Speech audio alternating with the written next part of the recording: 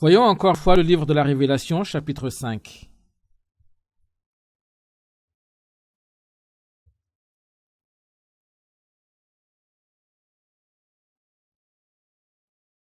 Révélation, chapitre 5, verset 8. Révélation, chapitre 5, verset 8. Quand l'agneau a pris le livre, les 4 êtres vivants et les 24 anciens tombent à genoux devant lui.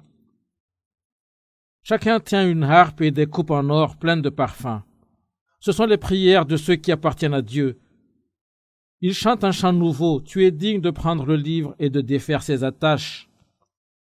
Oui, tu as été offert en sacrifice. Avec ton sang, tu as racheté pour Dieu des gens de toute tribu et de toute langue, de tous les peuples et de tous les pays. Tu les as offerts à Dieu. Tu as fait d'eux des membres du royaume de Dieu. Tu as fait d'entre eux des prêtres pour servir d'autres dieux. Ils seront rois dans le monde entier. Regardez ce qui est écrit ici. Souvenez-vous que l'agneau est Jésus. Au moment où l'agneau, Jésus, a pris le livre de celui qui est assis sur le siège royal, quelque chose d'extraordinaire s'est produit.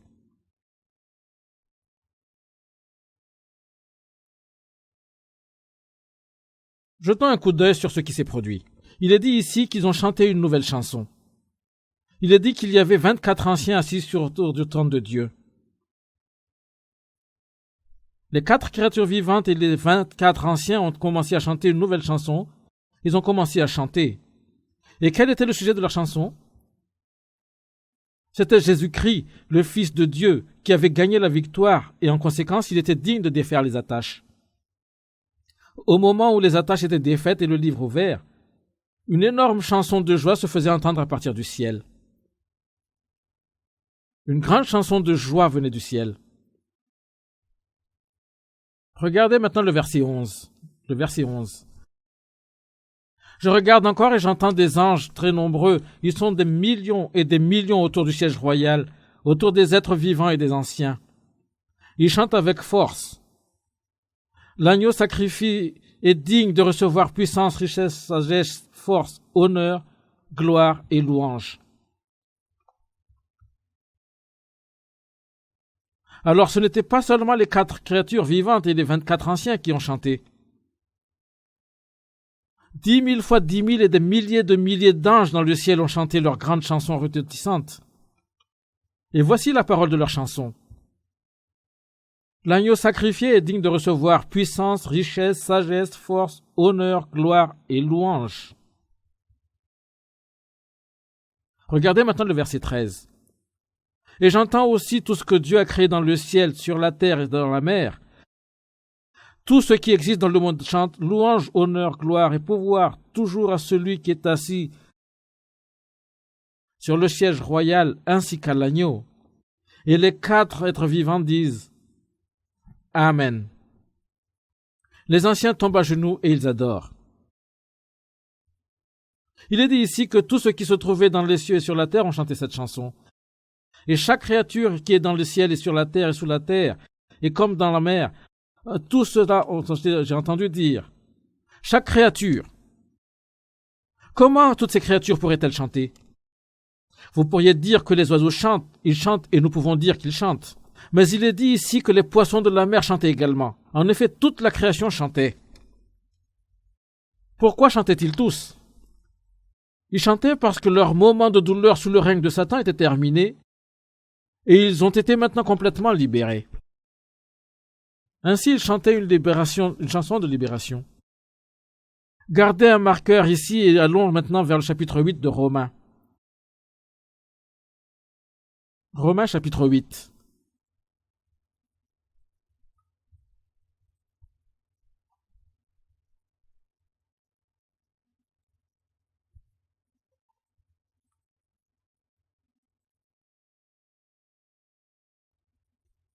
Romains chapitre 8, verset 19.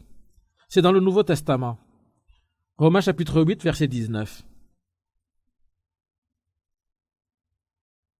Oui, le monde créé par Dieu attend avec impatience le moment où Dieu montrera la gloire de ses enfants. Ce monde est tombé sous le pouvoir de forces qui n'ont aucune valeur. Ce n'est pas lui qui a voulu cela, mais c'est Dieu qui l'a mis sous ce pouvoir.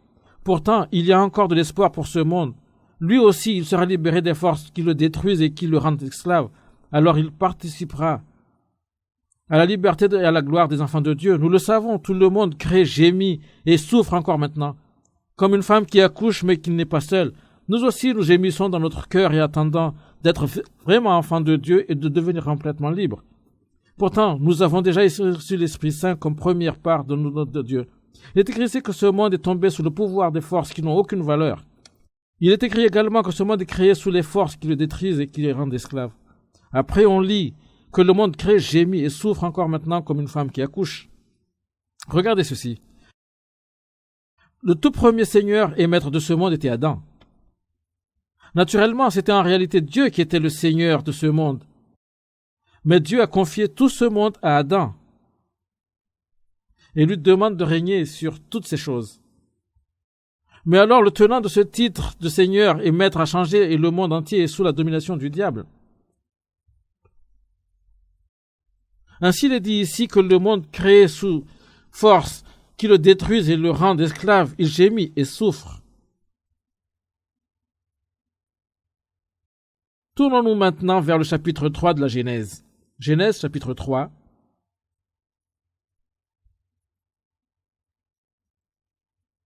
Chapitre 3, verset 17. Chapitre 3, verset 17 de Genèse.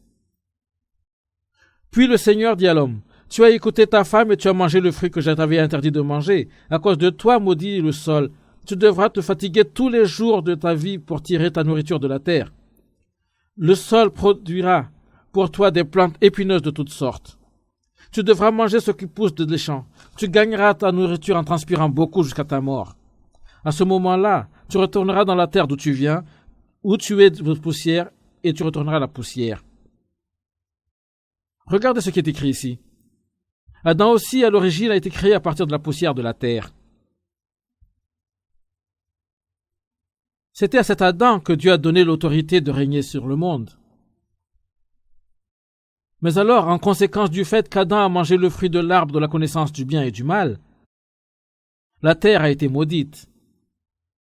Cela ne signifie pas que seul le sol a été maudit, puisque la chair de l'homme est également faite de poussière de la terre. La chair de l'homme a également été maudite. Tous les animaux ont été maudits. En effet, toute la création a été atteinte de cette malédiction. Ce que cela veut dire est que tous sont devenus sous le contrôle de Satan, et les effets de ceci peuvent être constatés en observant le monde actuel. Un petit poussin nouveau-né est vraiment mignon. Dès que vous voyez une petite créature comme cela, vous sentez que vous voulez le toucher. Vous voulez le choyer. Il est tellement mignon, mais si vous voyez le petit poussin mignon mort dans la cour avec ses jambes et ailes étendues, il ne semble plus si mignon. En effet, vous ne devrez plus le regarder. C'est pareil avec les fleurs. Même les fleurs les plus belles doivent faner et mourir. Il n'y a probablement rien de moins attrayant qu'une fleur défraîchie. C'est ce que la Bible entend par le mot créé, c'est sous la force qui détruisent et qui le rendent esclave. Il gémit et souffre. Quand nous marchons dans les montagnes ou dans les espaces, regardons des fleurs, telles sont toutes telles belles, mais des cris de détresse se font entendre des ombres en bas de ces fleurs. Peut-être un serpent a attrapé une grenouille ou un autre prédateur a fait un repas de sa proie. Ce n'est pas tout beau et serein comme cela peut apparaître. Exactement de la même manière, notre monde peut tomber, être beau à l'extérieur, mais en réalité, il est entièrement dans son processus de dégradation. Dans quel genre de monde vivons-nous en ce moment? À cause de la pollution, nous nous approchons graduellement de la situation où il n'y aura ni eau potable à boire, ni de l'air frais à respirer. La couche d'ozone est détruite petit à petit, et je suis sûr que vous savez ce qui a déjà commencé à se produire en conséquence. Si la couche d'ozone est complètement détériorée, les rayons ultraviolets du soleil tueraient toutes les plantes et tous les animaux. Nous sommes déjà témoins d'une augmentation significative du nombre de ce cas de cancer. La destruction petit à petit de la couche d'ozone contribue également au processus progressif du vieillissement du monde dans l'ensemble. Le monde est dans un état de régression. La raison pour laquelle ce monde est tombé sous les forces qui le détruisent et qui le rendent esclave était parce qu'il est tombé sous le contrôle de Satan. Il est tombé sous le contrôle de Satan. Par conséquent, Dieu a d'abord eu l'intention de sauver les esprits de l'homme. Une fois le nombre de personnes sauvées atteint, Jésus reviendra sur cette terre et Satan sera alors repoussé de cette terre et la totalité de la nature sera constituée et selon la volonté de Dieu. Quand cela se produira, comme nous l'avons lu plus tôt dans la Révélation chapitre 5, toutes les créatures dans les cieux et sur la terre chanteront une chanson de joie. Peut-être cela vous semble étrange que toute chose chantera une chanson de joie. Si nous y pensons à une plus grande échelle, cela doit inclure l'univers entier et il ne serait pas peu raisonnable de penser que toutes ces étoiles et planètes ne chantent pas. Mais en effet, ils chantent à leur propre manière. La Bible parle d'étoiles chantant les éloges de Dieu. Comment les étoiles peuvent-elles chanter les éloges de Dieu? Je pense que je sais ce que ceci veut dire, que j'espère que vous accepterez que je vais expliquer. Il y a quelques années, quand je faisais de la recherche au sujet de la très longue journée du chapitre 10 de Josué, j'ai visité le centre spatial de Goddard dans le Green Belt, dans le Maryland aux États-Unis. Quand j'étais là-bas, j'ai eu l'occasion d'écouter une cassette qui avait été faite par quelques astronautes américains. À partir de leur navette spatiale hors de l'atmosphère de la Terre, ils avaient fait un enregistrement du bruit que la Terre faisait lorsqu'elle suit son chemin orbital et tourne sur son axe. En ce moment, nous ne pouvons pas entendre le bruit que la Terre fait pendant qu'elle tourne sur elle-même et voyage dans l'espace, mais en réalité, elle fait un bruit incroyable. La balle d'un pistolet tourne pendant qu'elle vole dans l'air, n'est-ce pas? Et elle fait un bruit pendant son mouvement. Notre Terre fait également un bruit assourdissant quand elle tourne sur son axe, et à ceci est ajouté le bruit qu'elle fait le long de son chemin orbital. Ainsi, comment se fait-il que nous ne pouvons pas entendre ce bruit? Nous ne devons nous rappeler qu'il y a des limites à notre fréquence d'audition.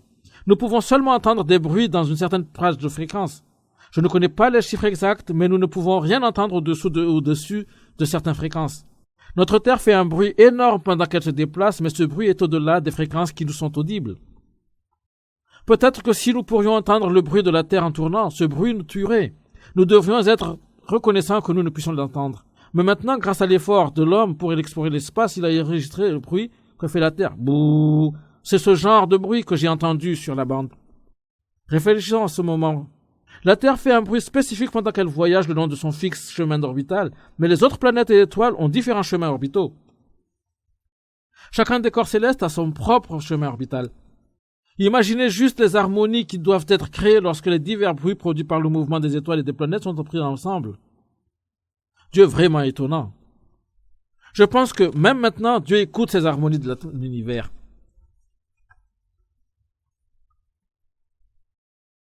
Ainsi, la Bible nous indique que les étoiles chantent les éloges de Dieu. Dans l'avenir, quand ce monde sera libéré, quand toute chose dans l'univers est délibérée de l'emprise de Satan, toutes créatures s'associeront à ce cœur incroyable, proclamant le fait qu'elle a été libérée. Toute chose dans l'univers sera libérée. Je pense que plusieurs des plus jeunes présents ici ne sauront pas vraiment ce que signifie être libre. Je n'ai pas fermé l'œil de la nuit où la Corée a été libérée de l'oppression japonaise. Je n'ai pas dormi du tout. Je vivais en ce moment dans la campagne. J'ai reçu un appel longue distance m'indiquant que nous avons été libérés et dès que je l'ai entendu, je ne pouvais m'empêcher de sortir et pour l'annoncer à tout le monde. Je suis allé de village en village criant les nouvelles, disant aux gens qu'ils étaient maintenant libres. Et maintenant, j'étais debout toute la nuit et je n'avais pas du tout sommeil. J'étais extrêmement excité. Autant, tel que mentionné dans la Bible, chapitre 5 de Révélation, le monde entier sera vraiment libéré. Quand cet événement incroyable a lieu, imaginez quelle chanson de joie assourdissante se fera entendre dans tout l'univers. Mais il y a une chose ici qui nous est importante de se rappeler, et c'est que d'abord votre cœur doit être libéré. Vous devez être libéré du péché dans votre cœur. Vous devez être libéré de votre misère. Et vous devez être libéré de la mort. Vous devez être libre maintenant. Si votre conscience est libérée, si vous êtes libéré de la religion et si votre vie est libérée, si vous naissez une deuxième fois, alors vous participerez également à cette libération finale. Si vous êtes libéré de cette façon, vous serez reconnaissant dans votre cœur et vous viendrez chanter les éloges de Dieu en tant qu'une personne qui sait le faire. Vous devez éprouver cette libération dans votre cœur afin de savoir ce qu'est la vraie libération. Alors vous pourrez dire, ah, voilà donc la liberté. Moi aussi, j'en ai goûté de cette vraie liberté. Naturellement, ce n'est pas tout le monde qui l'éprouvera exactement de la même manière. Dans mon cas, j'avais souffert dans ma conscience pendant longtemps. Ainsi, quand ma conscience a été finalement libérée, j'étais presque fou de joie.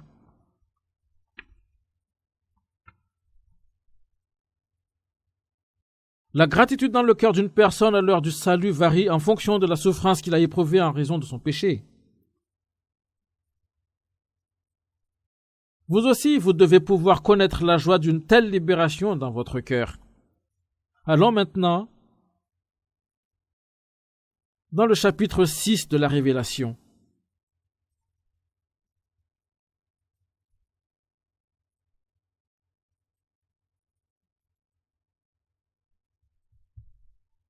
Révélation chapitre 6, verset 1. Alors je vois l'agneau qui défait la première de cette attache du livre. À ce moment-là, j'entends un des 4 êtres vivants, d'une voix aussi forte que le tonnerre, il crie « Viens !» Ensuite, je vois un cheval blanc. Son cavalier tient un arc. Il reçoit un prix. Il est déjà vainqueur et il part pour être encore vainqueur. Regardez ce qui est dit ici. Une des attaches a été défaite. Il y avait 7 attaches et ces 7 attaches ont été défaites l'une après l'autre. On lit ici dans le verset 1er que l'agneau a défait une des attaches et que s'est-il alors produit. Regardez le verset 2. Ensuite, je vois un cheval blanc. Son cavalier tient un arc. Il reçoit un prix. Il est déjà vainqueur et il part pour être encore vainqueur. Quand la première attache a été défaite, un homme est apparu sur un cheval blanc. Un homme est apparu sur un cheval blanc. Nous voyons beaucoup de films américains à la télévision en Corée et il semble que le plus souvent dans les films historiques, le chef des armées montera sur un cheval blanc. Ici aussi, nous sommes devant un homme sur un cheval blanc et il est dit également qu'il avait un arc dans la main. Cet arc signifie la guerre. Il est dit qu'il part pour être encore vainqueur. En fin de compte, il ne pourra pas gagner. Mais qui est cet homme? Un jour dans l'avenir, une personne s'élèvera au pouvoir en ce monde et deviendra un dictateur du monde. Il deviendra le dictateur du monde entier. Dans un avenir certain, un gouvernement unique du monde sera établi. À l'avenir, ce monde deviendra un énorme empire. Il deviendra un seul empire. Et le gouvernement de cet empire sera cet homme sur le cheval blanc. En d'autres termes, il est celui qui est désigné sous le nom de l'Antichrist. Cet Antéchrist apparaîtra sur la scène et régnera sur le monde entier. Tous les systèmes économiques et les problèmes économiques que nous voyons en notre monde aujourd'hui vont vers cette direction. Je parlerai de ceci dans les détails un peu plus tard. Ainsi, quand cette personne entre en scène, ce sera un signe que le premier sceau a été brisé. Regardez maintenant le verset 3. Puis l'agneau défait la deuxième attache. À ce moment-là, j'entends le deuxième être vivant qui crie « Viens !» Alors un autre cheval arrive, il est rouge comme du feu. Son cavalier reçoit le pouvoir d'enlever la paix de la terre. Ainsi les gens vont se tuer les uns aux autres. Il reçoit une grande lance. Cette fois, un homme est apparu sur un cheval rouge.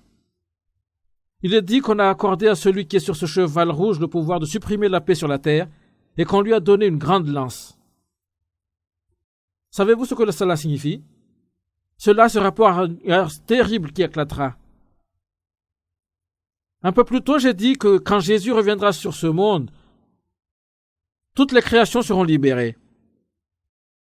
Ainsi, comment se fait-il que ces événements terribles se produiront quand les premiers et deuxièmes attaches seront défaites? Il y a une chose que nous ne devons pas oublier ici, et que le prix doit être payé. Ce monde a été repris par le diable et est devenu sa possession. Puisqu'il a été vendu au diable, Adam l'a vendu au diable, s'il doit être repris, Satan doit être payer. Le monde ne peut pas être repris si Satan n'en paie pas d'abord le prix. Mais la question est, quel est le prix que Satan doit payer? C'est le jugement. Le jugement de Satan, c'est le prix qui doit être payé. Ce jugement aura d'abord lieu afin de nettoyer ce monde qui a été sous le contrôle du diable. L'Antéchrist aussi, il apparaît sur scène afin d'être tué. Et alors cette guerre terrible aura lieu pour causer la destruction de Satan. Cette guerre nettoiera complètement ce monde. C'est ce qui se produira quand la deuxième attache est défaite. Regardez maintenant le verset 5. Ensuite l'agneau défait le troisième attache. À ce moment-là, j'entends le troisième être vivant, il crie « Viens !» et je vois un cheval noir. Son cavalier tient une balance à la main. J'entends comme une voix au milieu des 4 êtres vivants. Elle dit « 1 kilo de blé pour une journée de travail et 3 kilos d'orge pour une journée de travail. »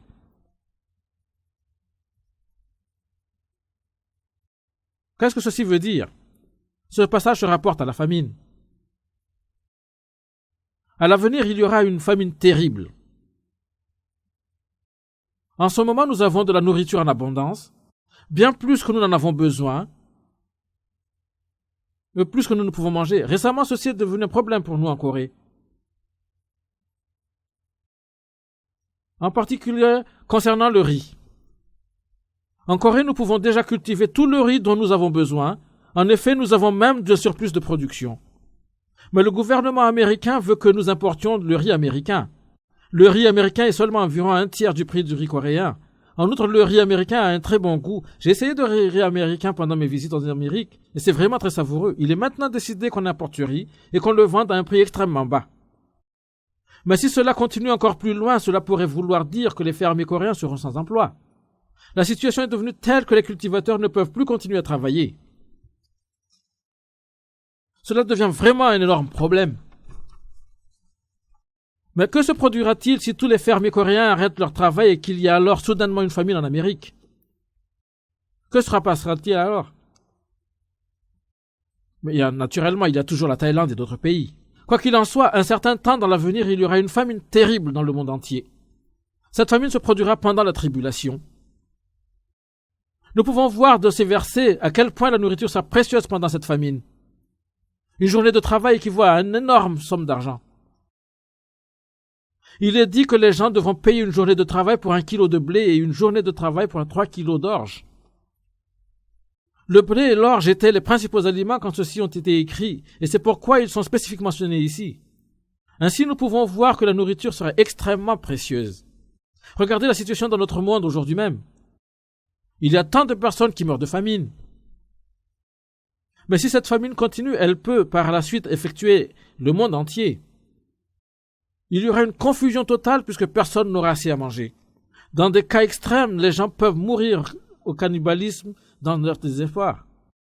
C'est ce qui se produira quand la troisième attache sera défaite. Regardez à présent le verset 7. Puis l'agneau défait le quatrième attache. À ce moment-là, j'entends le quatrième être vivant crier « Viens !» Je vois un cheval vert pâle. Son cavalier s'appelle la mort. Et le monde des morts marche derrière lui. Ils reçoivent le pouvoir de la part de la terre.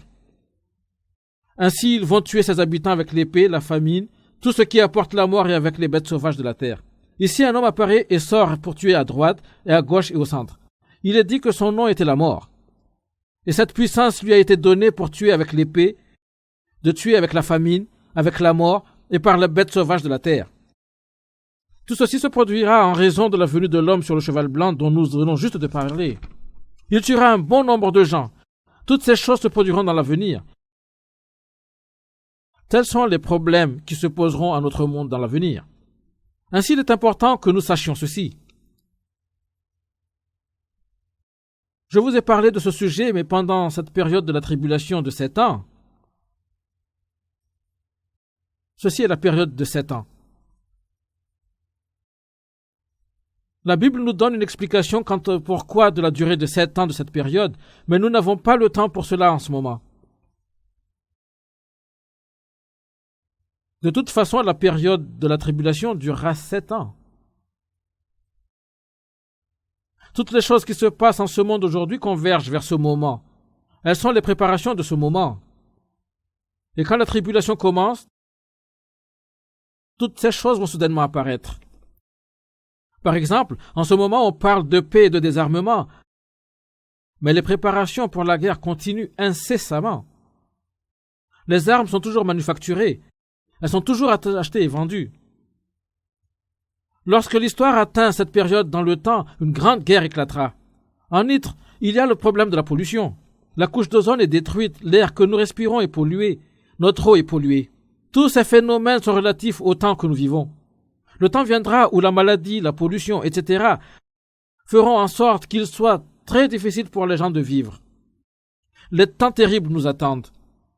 Même maintenant, la maladie communément appelée sida est déjà répandue dans beaucoup de régions dans le monde. Mais je pense que c'est cette maladie qui tuera tant de personnes pendant la tribulation. La question est à quelle vitesse cette maladie se répand. À l'origine, on a pensé que le sida se répandait seulement par l'activité sexuelle. Mais maintenant, nous savons qu'elle se répand également par l'échange de fluides corporels. Il suffit d'une transfusion de sang infecté ou même juste une injection d'une aiguille infectée. En effet, des efforts de garder cette maladie sous contrôle, elle continue à se répandre.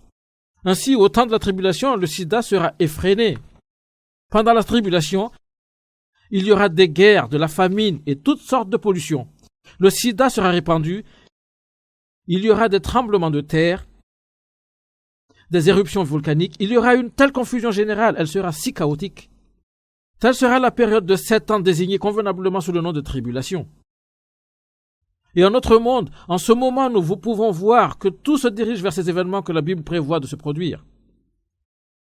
Les gens parlent toujours de l'environnement, mais peu importe comment ils effectuent beaucoup de recherches pour essayer de résoudre ce problème, ils sont vraiment déconcertés et pensent à ce qu'il faut faire. Ils ne savent pas comment s'y prendre. Il est vrai que nous avions pu contrôler certains de nos problèmes écologiques dans une certaine mesure, mais ça ne suffit pas. Quand la tribulation arrive, notre monde sera complètement inhabitable. La terre ne pourra pas supporter les êtres humains. Cette période de 7 ans est désignée sous le nom de la grande tribulation.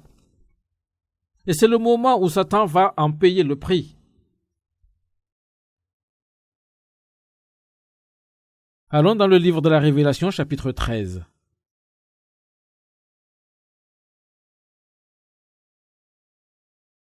Révélation, chapitre 13.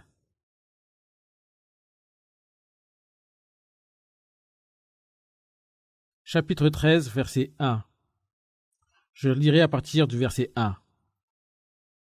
Ensuite, je vois une bête qui sort de la mer. Elle a 10 cornes et 7 têtes.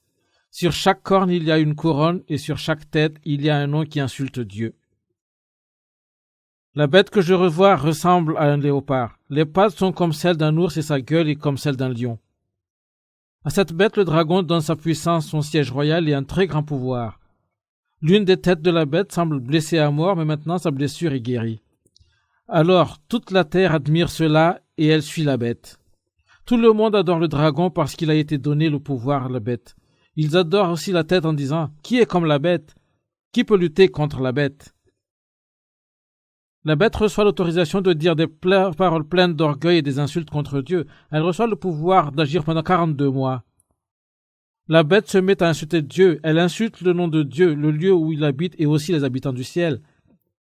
Elle a le droit de faire la guerre à ceux qui appartiennent à Dieu et de les vaincre. Elle reçoit le pouvoir sur toute la tribu, sur tous les peuples et sur les gens de toutes les langues et tous les pays. Nous allons arrêter là pour le moment. Ce passage décrit un incident très étrange. Nous avons déjà parlé du rouleau qui a eu 7 attaches. Ce passage parle également de la grande tribulation. Il est écrit ici que d'une bête étrange sort de la mer. Cette bête a 10 cornes et 7 têtes. Et cette bête sort de la terre.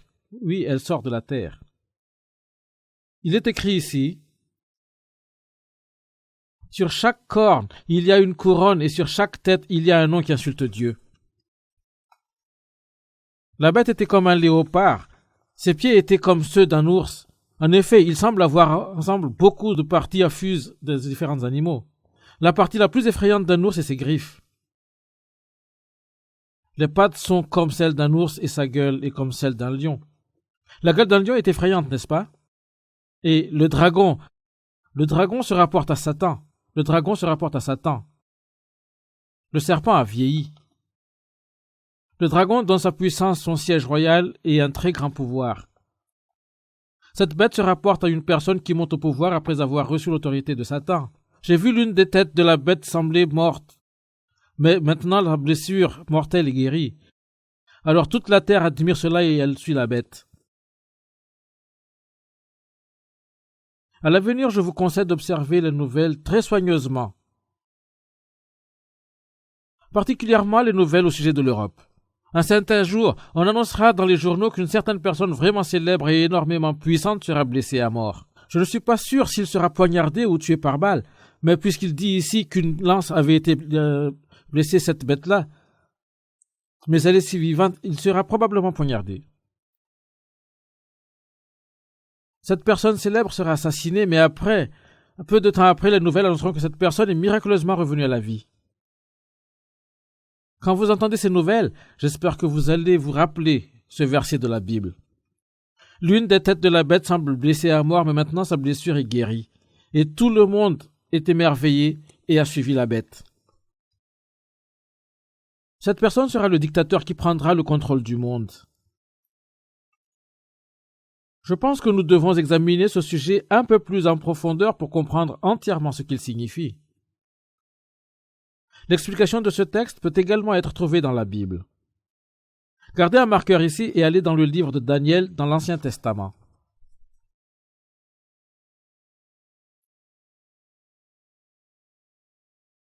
Daniel chapitre 7. Daniel chapitre 7.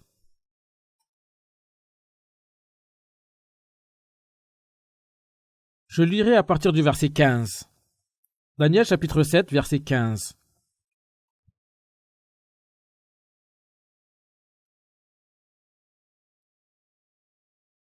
Moi, Daniel, je suis très effrayé et très inquiet à cause de ce que je vois. En effet, c'est effrayant.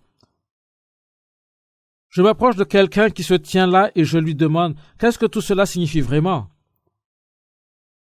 Il me donne cette explication. Les 4 bêtes énormes représentent 4 rois. Ces grandes bêtes sont des personnes. Elles ne sont pas des bêtes réelles dans ce sens littéral du mot. Les 4 bêtes énormes représentent 4 rois qui apparaîtront sur la terre. Le verset parle ici au sujet de l'existence de 4 bêtes. Regardez dans le verset 18. Après eux, le peuple qui appartient au Dieu très haut recevra le pouvoir royal qui gardera sans fin et pour toujours. Ensuite, je veux comprendre ce que représente la 4e bête. La bête est sur laquelle nous avons juste lu dans le chapitre 13 de la Révélation. C'est cette 4e bête. Ensuite, je veux comprendre ce que représente la 4e bête, qui est différente des 3 autres. Elle est effrayante avec ses dents de fer et ses griffes de bronze. Elle mange et elle déchire tout ce qu'elle trouve. Ce qu'elle ne mange pas, elle l'écrase avec ses pattes. Je demande aussi ce que représentent les 10 cornes que cette bête a sur la tête. La bête du chapitre 13 de la Révélation a également 10 cornes, n'est-ce pas? Que représente la corne qui s'est mise à pousser et qui a fait tomber ces 3 cornes? Cette corne a des yeux et une bouche qui dit des paroles pleines d'orgueil.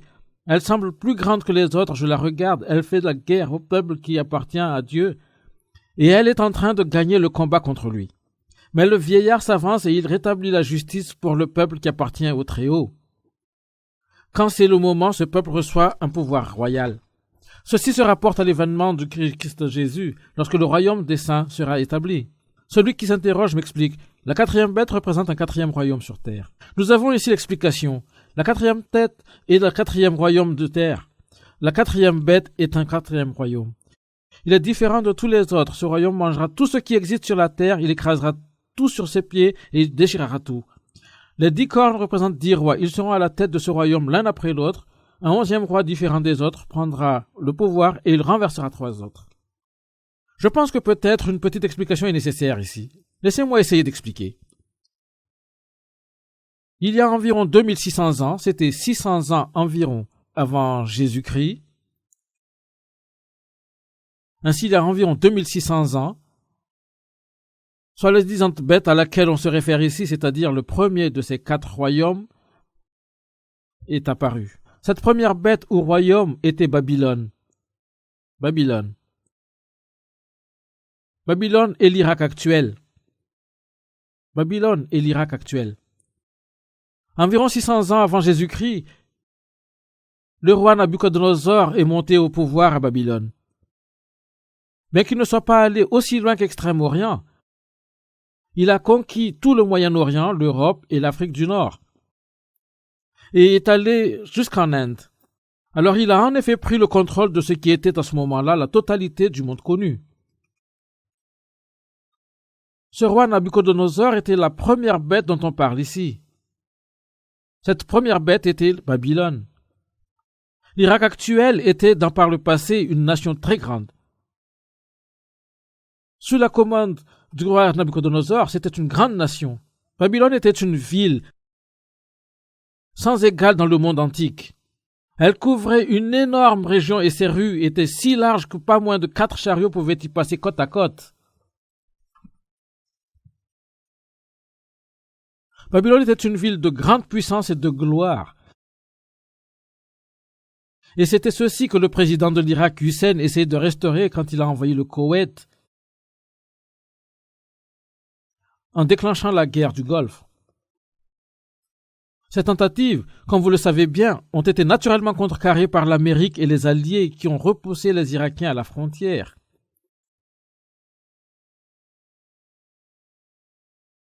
Maintenant, revenons à la deuxième bête. La deuxième bête dont on parle ici est Perse. L'Iran actuel.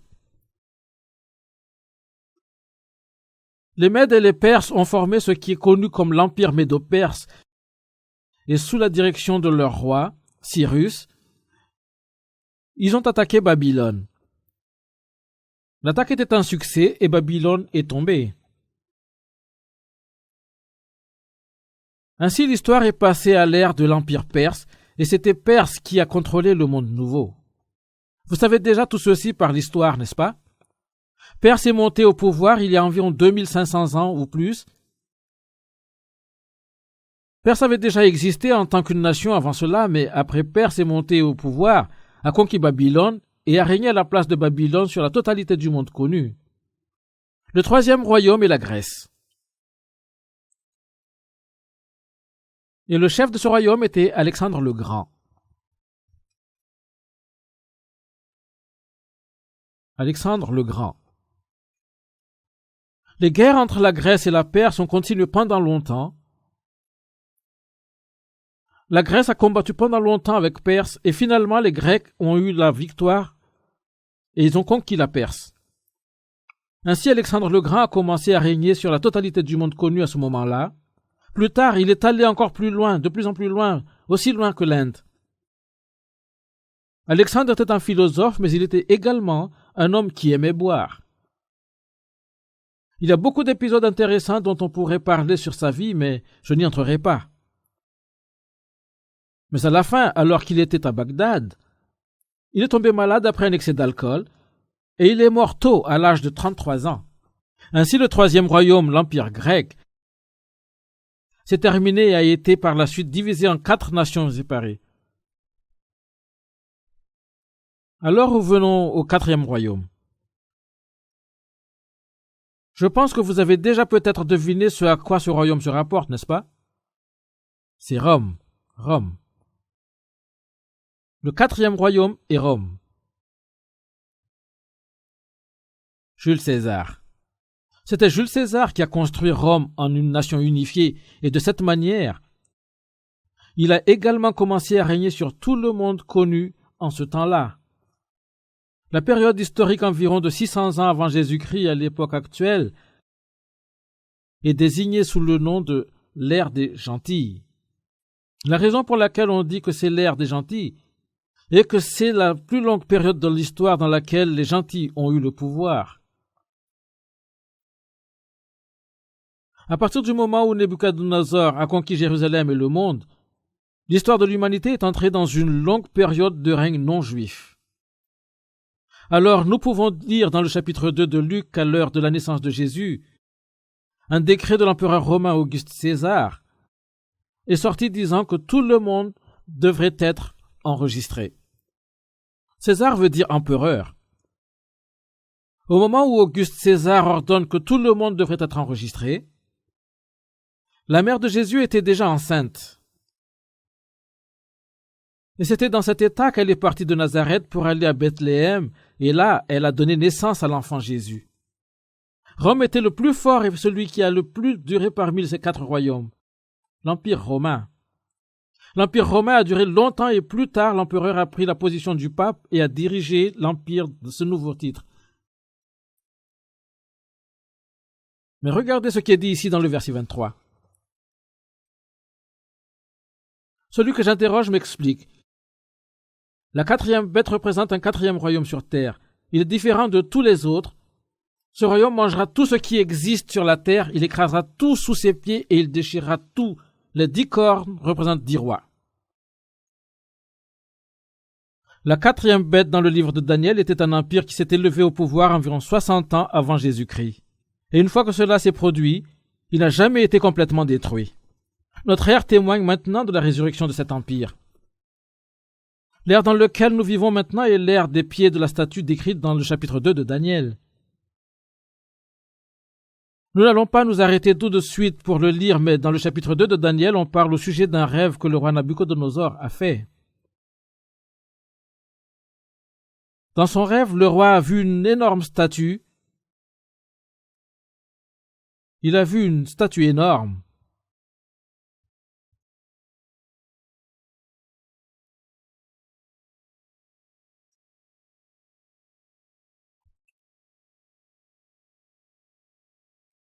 Il a vu une statue énorme dont la tête a été faite d'or.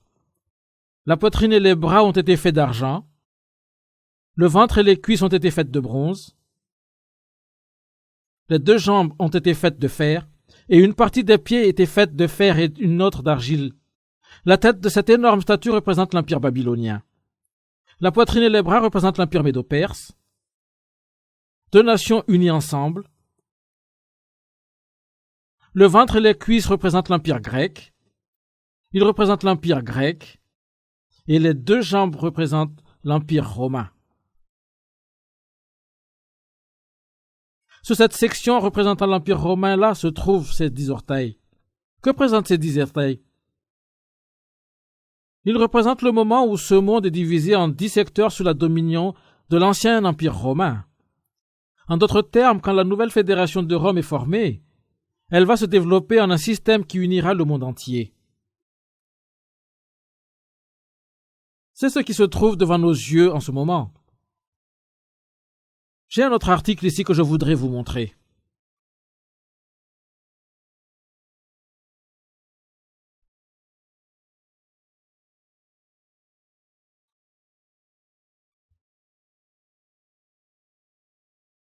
Cet article a été édité il y a longtemps de cela.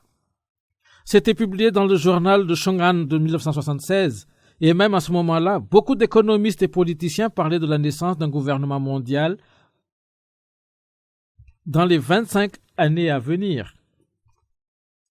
Ce monde se déplace maintenant vers un système de gouvernement mondial. Nous entendons déjà des personnes parler du nouvel ordre mondial. Savez-vous pourquoi le monde se déplace dans cette direction?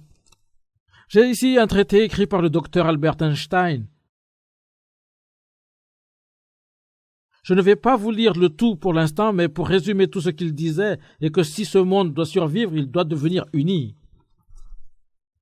Sa raison de tirer cette conclusion se situe dans le fait qu'à l'heure actuelle, chaque pays a son propre gouvernement, et plusieurs de ces gouvernements possèdent un arsenal nucléaire. Ainsi, il est inévitable qu'un certain jour nous nous détruisons tous l'un l'autre.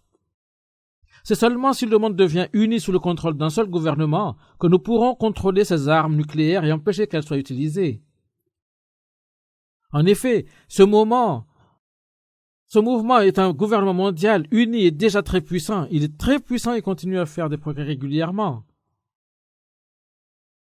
Comme je l'ai dit plus tôt, nous sommes déjà témoins de la formation des blocs économiques dans notre monde aujourd'hui. Mais derrière ces développements se reposent les activités de ceux qui préconisent le mouvement vers un gouvernement mondial uni. Tel est l'état des choses vers lequel notre monde entier se dirige à l'heure actuelle. Et il n'y a vraiment rien que nous puissions faire à ce sujet. Mais ce gouvernement mondial se réunit de système par lequel l'Antéchrist régnera sur le monde entier, car la Bible nous dit que cela se produira. L'Antéchrist régnera au-dessus d'un État mondial. Revenons maintenant au livre de la Révélation, chapitre 13.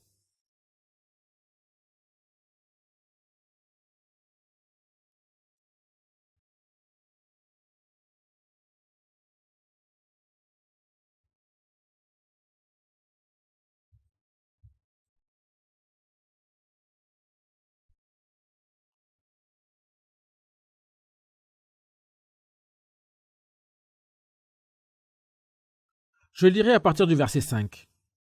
La bête reçoit l'autorisation de dire des paroles pleines d'orgueil et des insultes contre Dieu. Elle reçoit le pouvoir d'agir pendant 42 mois. Il dit ici 42 mois. C'est 3 années et demie. Pourquoi dit-elle spécifiquement 3 années et demie? Cette ligne représente l'histoire de l'humanité et cette section de la ligne représente les 7 années de tribulation. Quand nous divisons cette période de 7 ans en deux, nous avons 2 périodes de 3 ans et demi. Alors ici, nous avons le premier 3 ans et demi, et ici, nous avons les 3 derniers 3 ans et demi. Mais à quoi se réfèrent ces 2 mois? Il se réfère aux derniers 3 ans et demi de la tribulation. Ainsi, il est écrit ici, elle reçoit le pouvoir d'agir pendant 42 mois. La bête se met à insulter Dieu. Elle insulte le nom de Dieu, le lieu où il habite, et aussi les habitants du ciel. L'autorité dont on parle ici est celle de l'Antéchrist, parce que c'est l'autorité qui s'oppose au Christ. Telle est la puissance qui apparaîtra sur la scène du monde. Regardez maintenant le verset 7. Elle a le droit de faire la guerre à ceux qui appartiennent à Dieu et à les vaincre. Elle reçoit le pouvoir sur toutes les tribus, sur tous les peuples, sur des gens de toutes langues et sur tous les pays. Ceci se réfère au monde entier, n'est-ce pas? Il est dit ici qu'elle reçoit le pouvoir sur toutes les tribus, sur tous les peuples, des gens de toutes les langues et sur les pays. C'est comme ça que ce monde deviendra à l'avenir. Il y a une bonne raison pour que ceci se produise. Il y a une chose dont Satan se rend très bien compte. Satan est tout à fait différent de l'homme. Satan est esprit et donc il sait tout au sujet du plan de Dieu.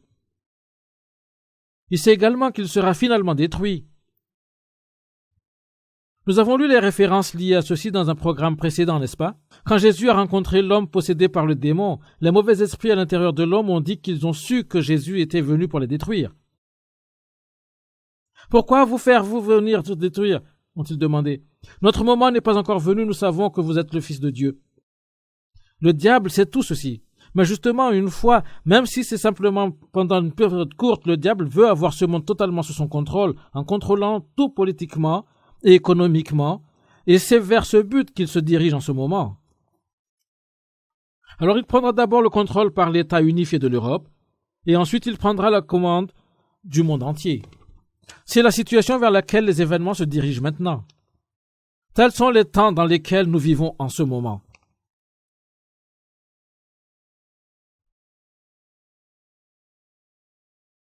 Vous vous rendez compte qu'en ce monde, il y a un terrible et sinistre complot qui est mis au point dans les coulisses.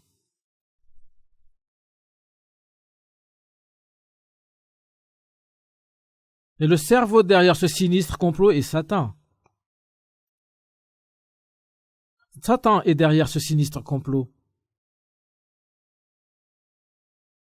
Les gens sont attirés par ce qu'ils voient à l'extérieur. Ils sont éblouis par des aspects extérieurs. Ils sont attirés par le sentiment de la culture moderne d'aujourd'hui. Leurs cœurs sont complètement pris par des affaires économiques et par des divertissements. Ils ignorent totalement leur complot sinistre qui est mis au point dans les coulisses. Complètement absorbés par les choses de ce monde, les gens s'intéressent à leurs études. Ils essaient de bien utiliser afin de réussir. Ils veulent pouvoir vivre bien, manger bien, avoir un statut social élevé, gagner beaucoup d'argent, avoir tout ce qu'ils ont toujours voulu avoir. Ce sont les choses qui occupent totalement les esprits de l'homme. Quel genre de monde est celui dans lequel nous vivons? Peu de gens s'occupent de leurs parents ou de leurs enfants, leurs maris ou leurs épouses, leurs frères ou leurs sœurs. Les gens s'intéressent seulement à eux-mêmes et à la façon dont ils peuvent vivre bien et confortablement. Leurs pensées sont entièrement accaparées par eux-mêmes et eux-mêmes uniquement. Quel genre de monde est donc ceci? C'est un monde dans lequel un père vendra sa propre fille. Oui, nous entendons même des histoires des pères vendant leur propre fille dans la prostitution. Des parents tuant leurs enfants, des enfants tuant leurs parents, des épouses tuant leurs maris, des maris tuant leurs épouses. C'est un monde dans lequel un père trouvera sans héritier pour avoir tué son propre enfant. C'est un monde dans lequel les gens ne savent rien d'autre à part eux-mêmes. Les gens cherchent constamment des manières de se rendre heureux, de se faire plaisir eux-mêmes, de s'amuser, parce qu'ils ne savent rien d'autre sauf eux-mêmes. Pourquoi le monde est-il ainsi?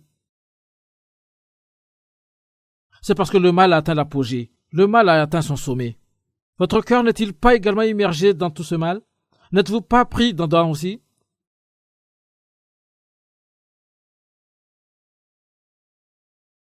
Le plan sinistre incroyable de Satan se trouve derrière tous ces événements qui ont lieu alors que vous ne le saviez point. Si vous continuez juste à vivre comme bon vous semble, et si vous ne vous repentez pas ou si vous ne regrettez pas ce que vous avez fait, vous serez totalement pris dans le sinistre complot de Satan et vous le suivrez en enfer. Le but de Satan est d'entraîner beaucoup de gens à le rejoindre en enfer. C'est l'unique but de Satan. Puisque Satan est mauvais, il rend les gens malheureux, il rend les gens mauvais et il les mène ainsi sur le chemin de la destruction, c'est-à-dire sur le chemin de l'enfer. C'est le but de Satan. Il n'y a rien au sujet de Satan qui puisse être bon. Donc il y a cette puissance dans les coulisses et vous devez savoir que vous êtes aussi relié à cette puissance. Vous êtes en contact avec cette puissance, quoique vous ne puissiez pas vous rendre compte d'elle. On est en train de vous tromper et de vous mener sur le chemin de la destruction, tandis que vous suivez juste ignorant la gravité de votre situation. C'est un sujet auquel vous devez réfléchir très sérieusement et profondément. Allons maintenant au chapitre 13 de la Révélation. Verset 8.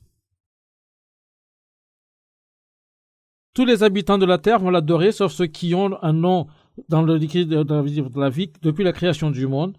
Ce livre appartient à l'agneau offert en sacrifice. Ici, la Bible mentionne le livre de la vie de l'agneau.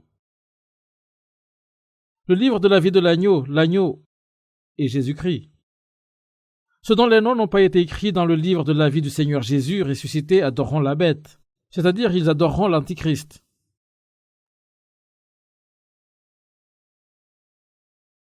Ils l'adoreront et ils seront également envoyés en enfer avec lui.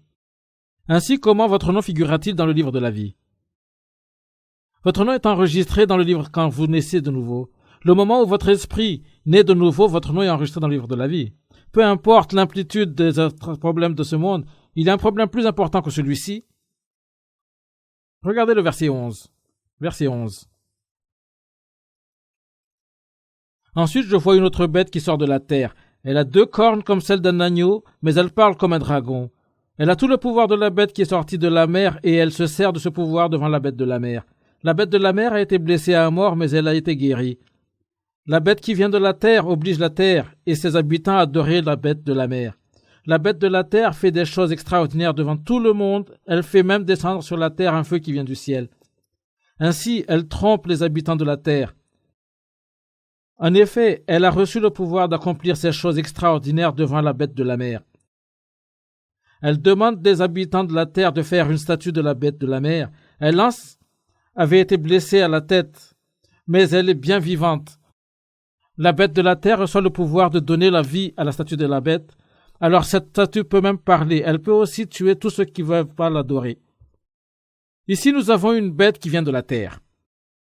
Quand la Bible parle de la mer, elle fait habituellement référence à la totalité du monde des gentils. Ceci est expliqué dans le chapitre 17 de la Révélation. Mais nous n'allons pas l'aborder tout le moment. La mer se rapporte à la totalité du monde des gentils et la terre se rapporte aux Israélites. Il est écrit dans divers endroits de la Bible que les Israélites devraient occuper la terre. Prendre la terre. La terre leur avait été promise. La terre leur était promise. Ainsi, dans la Bible, la terre se rapporte habituellement aux Israélites. Ici, nous avons une bête qui vient de la terre. C'était une bête avec 2 cornes, et cela se rapporte à un chef israélien. Les 2 cornes indiquent probablement qu'il sera à la fois un chef politique et un chef religieux. Regardez maintenant le verset 12. Elle a tout le pouvoir de la bête qui est sortie de la mer. La première bête est ici la bête du chapitre 13, l'Antéchrist. L'Antéchrist. Elle a tout le pouvoir de la bête qui est sortie de la mer et elle se sert de ce pouvoir devant la bête de la mer. La bête de la mer a été blessée à mort, mais elle a été guérie. La bête qui vient de la terre oblige la terre et ses habitants à adorer la terre de la mer.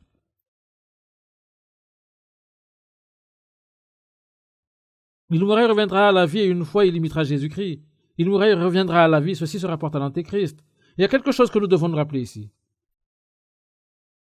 Il y a 4000 ans, Dieu a promis à Abraham, l'ancêtre des Israélites, qu'il enverrait un Messie.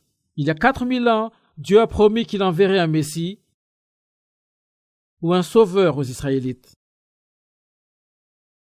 Messie est le mot hébreu et le mot grec est Christ. Christ et Messie veulent dire la même chose. Dieu a promis aux Israélites qu'il leur enverrait son Messie et que ce Messie sauverait la nation israélite. Ainsi, pendant les 4000 dernières années, les Israélites attendaient la venue de ce Messie. Mais le problème est que le Messie est venu il y a 2000 ans. Jésus était le Messie. Il était le Christ. Mais les Israélites ne l'ont pas reconnu en tant que Messie. Ils n'ont pas reconnu que Jésus était le Messie. Tous les signes ont clairement indiqué que Jésus était le Messie. Et tout ce qu'il a fait le prouve. Mais leur cœur n'était pas comme il devrait avoir été. Ils ne se sont pas rendus compte que, comme individus, ils étaient des pécheurs. Ils ne se sont pas rendus compte que, comme individus, ils étaient des pécheurs. Quand Jésus est venu sur cette terre il y a 2000 ans, il est venu en tant que Messie qui sauverait les esprits de ceux qui ont personnellement su qu'il était des pécheurs. Ceux qui se rendaient compte de leur propre péché personnel. C'était le Messie qui est venu il y a 2000 ans. Mais le Messie que nous attendons maintenant, le Messie qui retournera après une absence de 2000 ans, est le Messie qui sauvera réellement la nation d'Israël. Ainsi, comment se fait-il que les Israéliens n'aient pas reconnu le Messie qui est venu il y a 2000 ans? C'était parce qu'à ce moment-là, ils n'ont pas eu besoin du Messie. Ils ont cru que le Messie viendrait en ce moment pour établir un Israël indépendant et pour régner sur le monde entier. Mais en ce moment-là, ils n'étaient pas en position de s'opposer à Rome. Ils étaient sous domination romaine et en conséquence, leur espoir ne pourrait être réalisé. Mais puisque Jésus n'était pas le genre de Messie qu'ils étaient prévus avoir et avaient espéré, ils ont dit qu'il n'était pas le Messie et ils l'ont crucifié.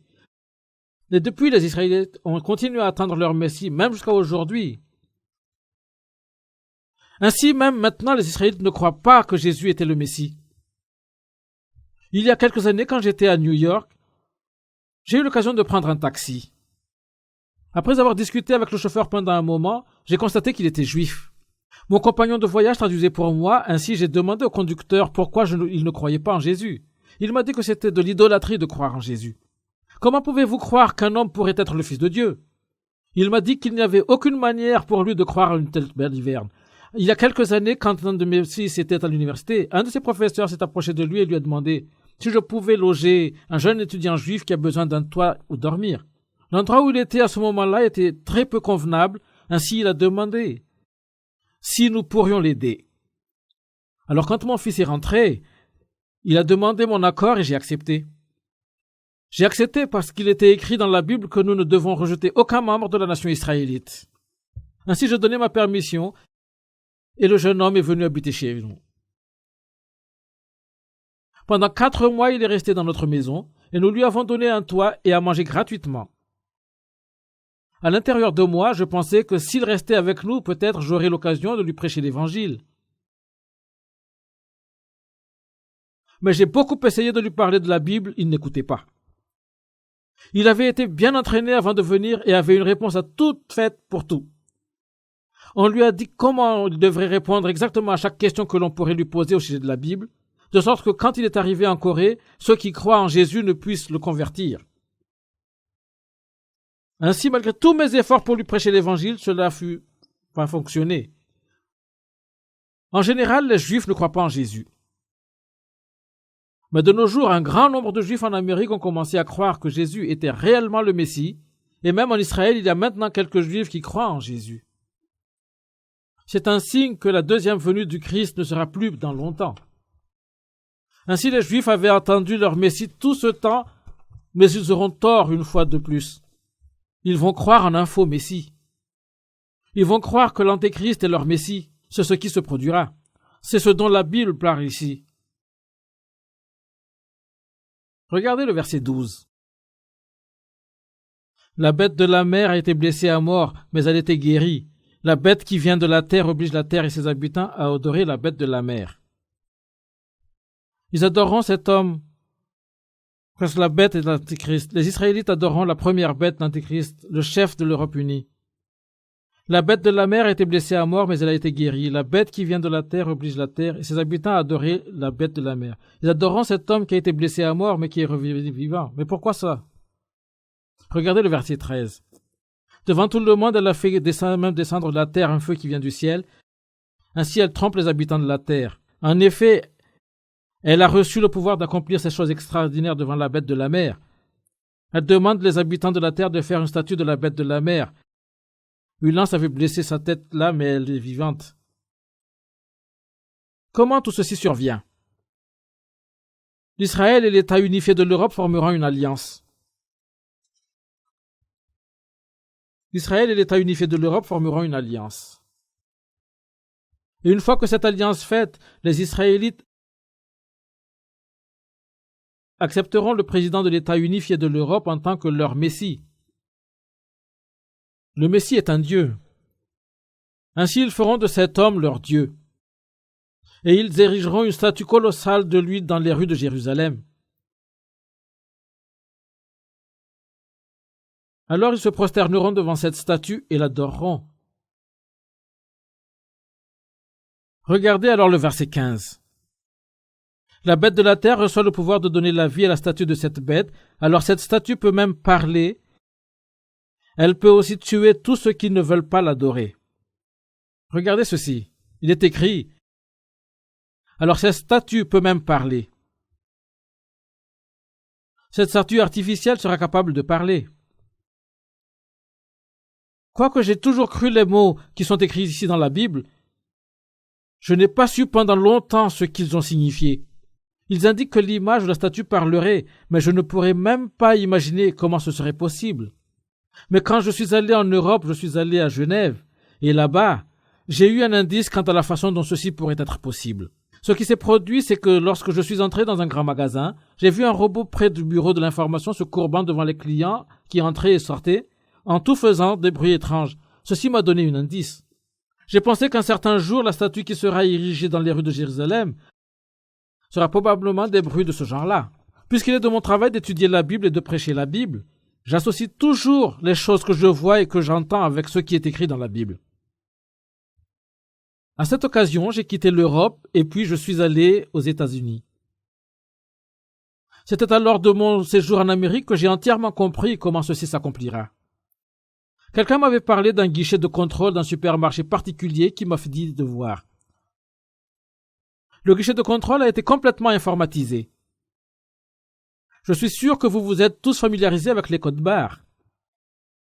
Quand vous achetez quelque chose dans un supermarché, le guichetier fait scanner le code barre du produit et les détails ainsi que le prix du produit sont automatiquement enregistrés. Mais dans ce supermarché particulier, lorsque les produits passent au scanner, l'ordinateur parle littéralement. L'ordinateur parle. Mes amis m'en ont parlé et je suis allé vérifier par moi-même. Je suis choisi quelques produits et je les ai apportés au guichet de contrôle afin de voir l'ordinateur en action. Effectivement, lorsque les produits passaient dans le scanner, l'ordinateur disait $2.15. C'était étonnant. Quand tous les articles étaient passés par le scanner, l'ordinateur a donné le total. C'était quand j'ai vu ceci que j'ai compris comment la statue à Jérusalem parlerait. Ils installeraient un système informatique à l'intérieur de la statue. S'ils installent un système informatique et un genre de haut-parleur à l'intérieur de la statue, il pourra probablement parler avec une voix vraiment forte. Il y a un homme que je connais très bien qui vivait à Hawaï. Il a les mêmes convictions religieuses que moi. Il a reçu un diplôme de l'université de Yonsei, qui est l'une des prestigieuses universités de la Corée, et alors il est allé travailler pour la marine américaine à Hawaï. Il en est retraité maintenant, mais il travaillait pour la marine américaine. Un jour, je lui ai demandé quel genre de travail il faisait dans la marine. Il m'a dit que c'était son travail de s'asseoir devant un ordinateur et de lui parler. Tout le monde développement en informatique en Amérique sont toujours appliqués en premier lieu à la marine et à d'autres branches des forces armées. Cet ami m'a dit que c'était son travail de s'asseoir et de converser avec un ordinateur. Il a parlé à l'ordinateur et l'ordinateur répondait.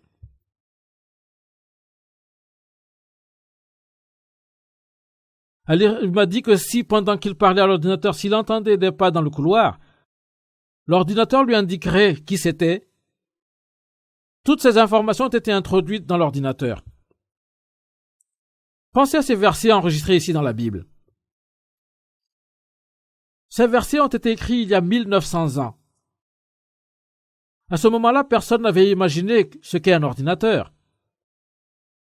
Mais il est dit ici qu'ils érigeront une statue et cette statue parlera.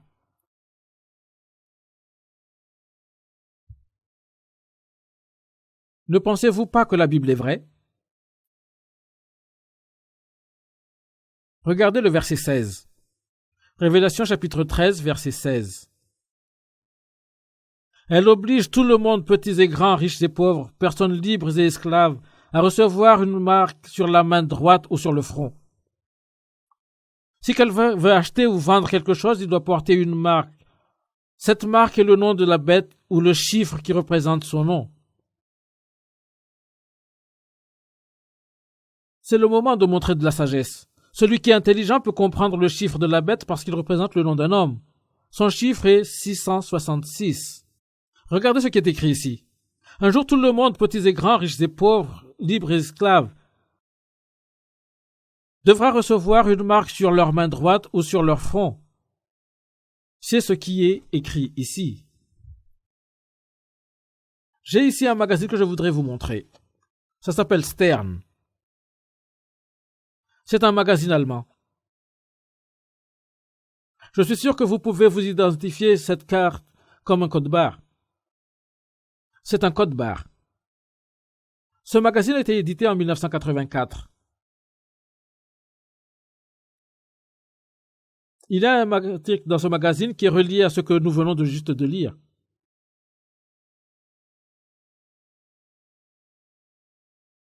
Ici à l'intérieur, il y a une image. Regardez ceci. Ici, vous pouvez voir un groupe de personnes avec des codes barres imprimés sur leur front. Comme je l'ai dit, ce magazine a été édité en Allemagne. Au moment où ceci a été édité, le gouvernement allemand projetait d'effectuer un recensement de la population. Il projetait d'effectuer un recensement de la population, mais il devait être très détaillé. Il devait inclure pas moins de 84 questions concernant la vie privée de chaque individu.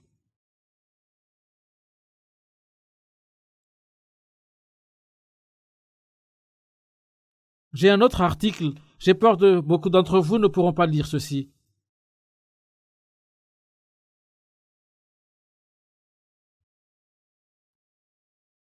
Ceci a été extrait d'un journal coréen. C'est un rapport sur un recensement de la population qui a eu lieu en Corée il y a plusieurs années.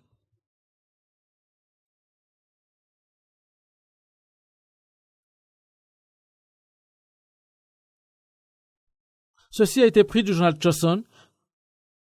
Si je traduis ce titre, ça signifie les préparations en cours pour alimenter des données d'ordinateur avec 70 détails personnels au sujet de chaque citoyen.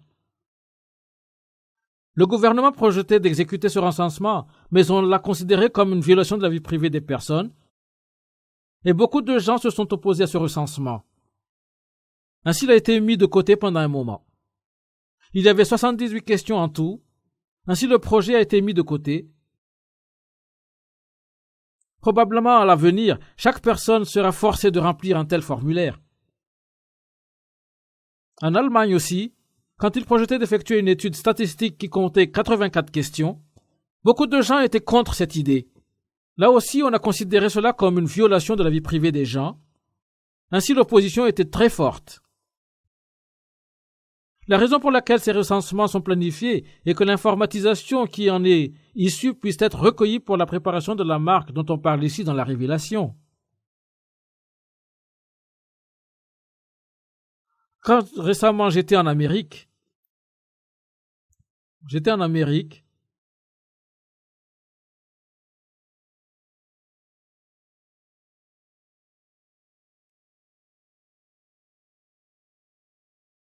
quelqu'un m'a montré ceci. Comme vous pouvez le voir, on lit « La marque du nouvel ordre du monde ». Cet article indique comment une nouvelle puce a été développée. C'est à peu près d'une taille d'un grain de riz. Et il peut être implanté sous la peau, sur le front ou la main d'une personne. C'est une puce de la taille d'un grain de riz.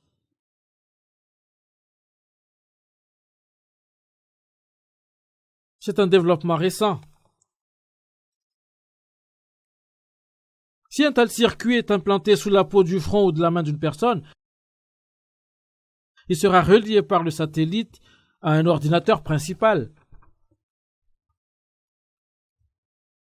Une fois qu'une personne reçoit cette marque, l'ordinateur pourra localiser cette personne où qu'elle aille. Ceci a déjà été développé aussi en Amérique. C'est pourquoi cet article a été édité. J'ai d'autres diverses coupures à vous montrer.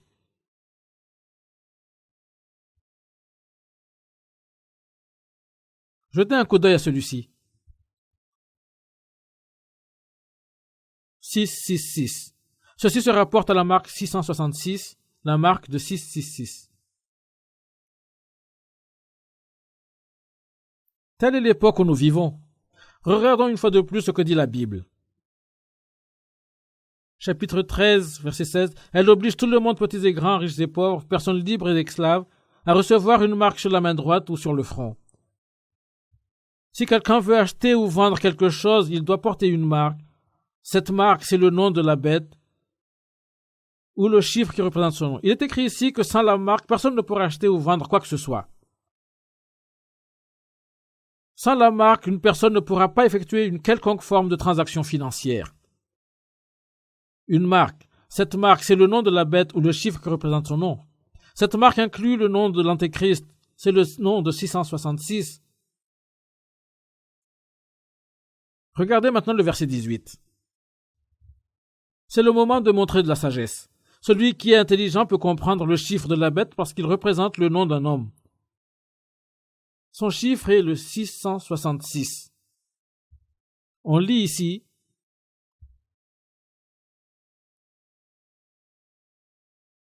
que c'est le moment de montrer de la sagesse. Quand on nous a commencé cette étude du livre de la Révélation, nous lisons dans le chapitre 1er. Il est heureux celui qui se lit le livre. Ils sont heureux ceux qui écoutent les paroles venues de Dieu et qui obéissent aux paroles écrites ici. Ainsi, aujourd'hui, vous avez eu l'occasion de recevoir 2 de ces bénédictions. Si vous n'aviez pas su ce qui est écrit ici dans le livre de la Révélation, si vous n'aviez pas lu ce qui est ici dans le livre de la Révélation, si vous n'aviez pas écouté ce qui est ici, vous n'aurez pas su toutes ces choses, n'est-ce pas? On lit tout ceci dans ce livre de la Révélation, et les événements enregistrés ici se produisent réellement dans notre monde aujourd'hui. Mais quand vous n'avez pas su ce qui est dans le livre de la Révélation, vous n'avez pas su la signification des événements qui se produisent tout autour de vous. Aujourd'hui, nous avons étudié le livre de la Révélation et vous avez pu acquérir de la sagesse venant de ces pages. Quelle est cette sagesse que vous avez eue? C'est exactement ce que je viens de démentionner. Vous savez maintenant identifier la marque de celui portant le nom de 666. Et pourquoi son nom est-il le 666? Il y a réellement une raison à tout ceci. Tous les nombres de la Bible ont une signification. Le nombre 3 représente Dieu, la Trinité. Le nombre 4 représente le monde. Le nombre 4 est le monde. Et le 3 et le 4 additionnés font ensemble 7.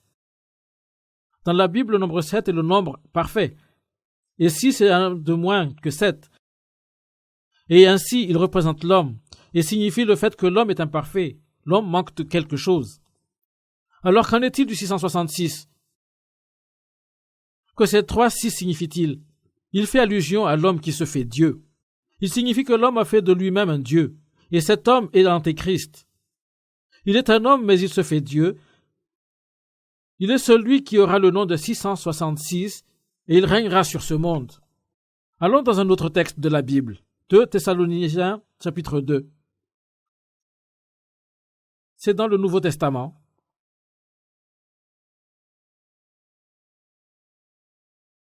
« 2 Thessaloniciens, chapitre 2. Je lirai à partir du verset 3. « Ne laissez personne vous tromper par n'importe quel mensonge. En effet, ce jour n'arrivera pas avant la grande révolte contre Dieu. Le mauvais, celui qui est condamné, doit d'abord se faire connaître. C'est l'ennemi. Il s'opposera à tout ce qui est saint et à tout ce que les gens adorent.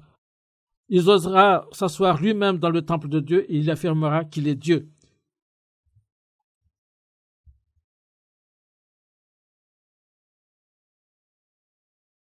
Regardez ce qui est dit ici. À l'avenir, les Israélites reconstruiront le temple. Tous les préparatifs pour reconstruire le temple ont déjà été faits.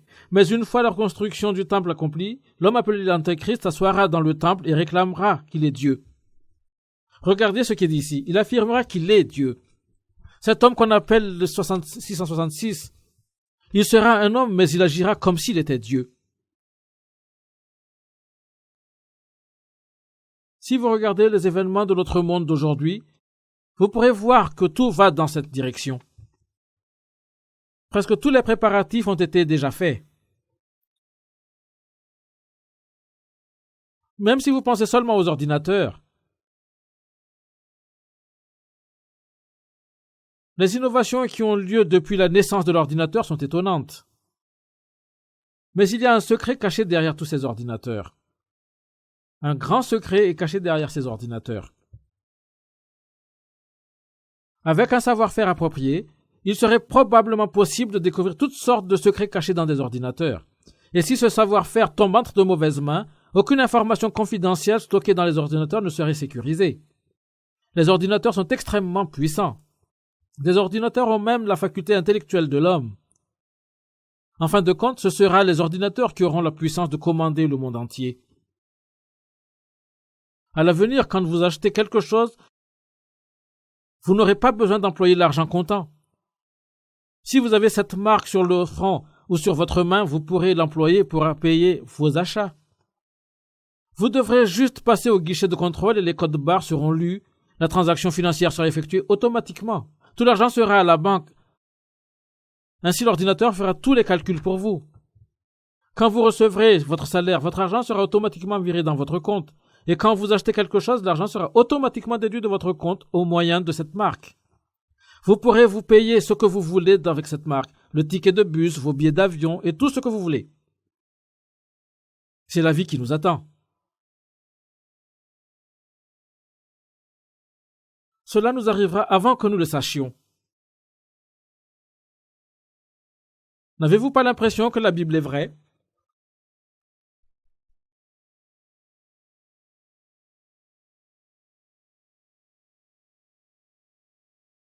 Nous vivons dans une époque complètement régie par l'ordinateur.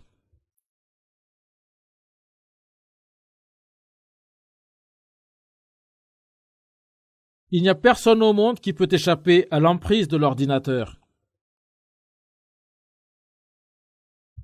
Comme je l'ai dit la dernière fois, une fois qu'une personne permet qu'une puce de la taille d'un grain de riz soit implantée sous la peau de son front ou de sa main droite, ceux qui manipulent les ordinateurs pourront retrouver cette personne peu importe où qu'elle aille.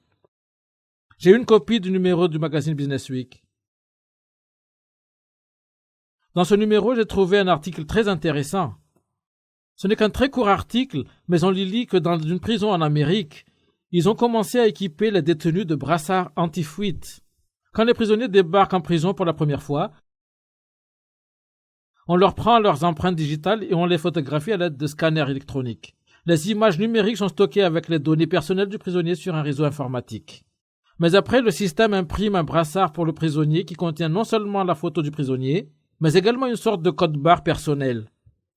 Les officiers de la prison retracent les individus durant leur séjour en prison à l'aide des ordinateurs individuels équipés le lecteur de code-barre. Ceci a été révélé dans ce magazine Business Week.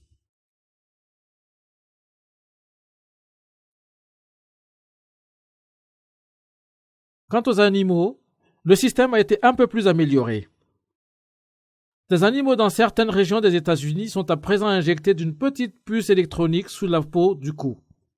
Puis si l'animal est volé ou s'enfuit, il est facile de le traquer.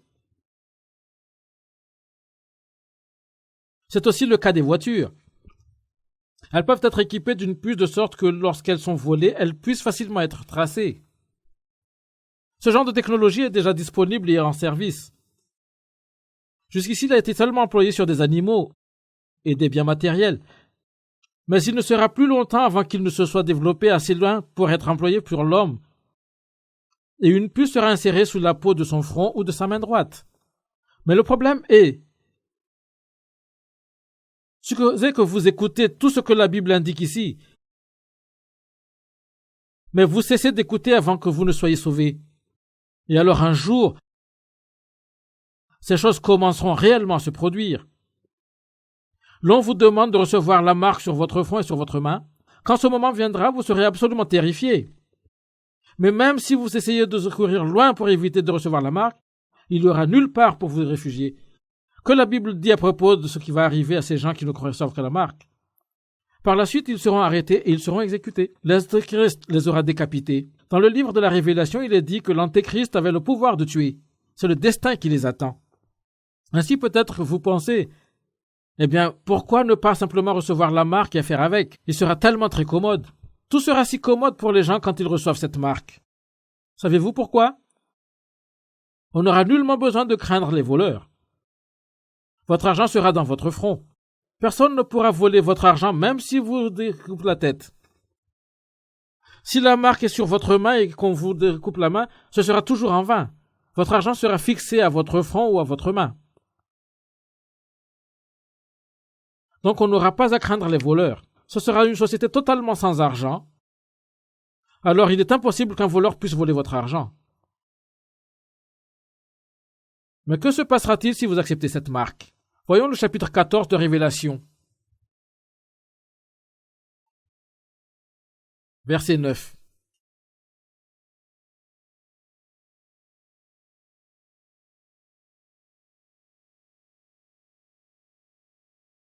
Un troisième ange suit les deux premiers et il dit d'une voix forte, « Si quelqu'un adore la bête et sa statue,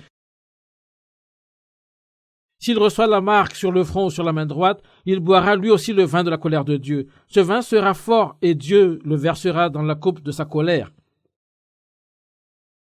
Ces gens-là souffriront durement dans leur feu et dans la poussière brûlante devant les anges saints et devant l'agneau. La fumée du feu qui les fait souffrir demeure monte toujours. Ceux qui adorent la bête et sa statue, ceux qui ont reçu la marque de son nom, souffrent sans cesse jour et nuit. Regardez ce qui est dit écrit ici. Que vous arrivera-t-il si vous recevez la marque? Vous serez jeté en enfer, n'est-ce pas? Chaque personne qui reçoit la marque sera jetée en enfer. Tout le monde sans exception. Tout le monde. Comment se fait-il que tout ce qui reçoit cette marque devrait être allé en enfer? La réception de la marque signifie que vous êtes devenus des sujets de l'Antéchrist.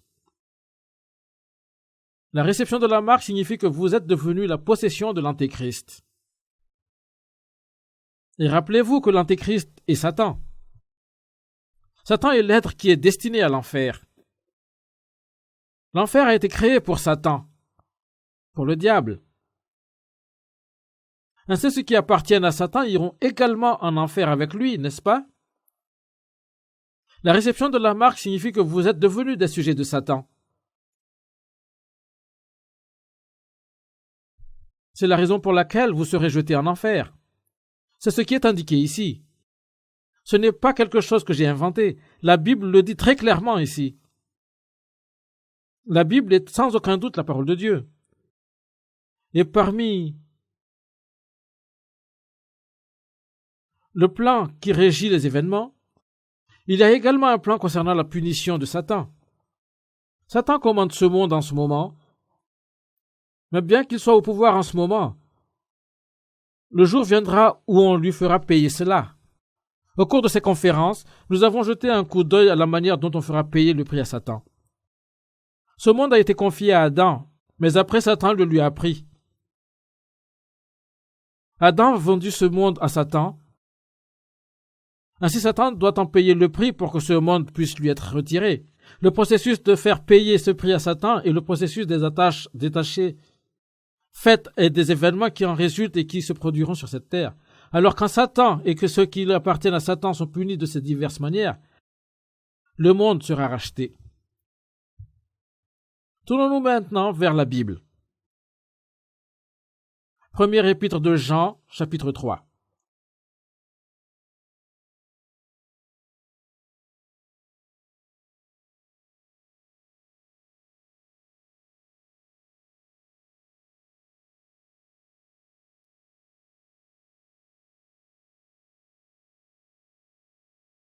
Premier épître de Jean, chapitre 3.